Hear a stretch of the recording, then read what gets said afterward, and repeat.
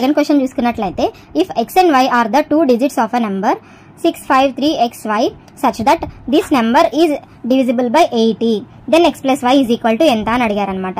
So ఇక్కడ చూసుకున్నట్లయితే మనకి ఇచ్చిన నెంబర్ ఏంటి 653xy అనమాట.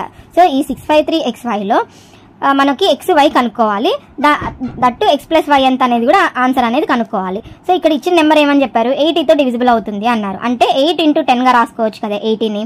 అంటే 8తోనూ డివిజిబుల్ అవ్వాలి ప్లస్ 10తో కూడా డివిజిబుల్ అవ్వాలన్నమాట.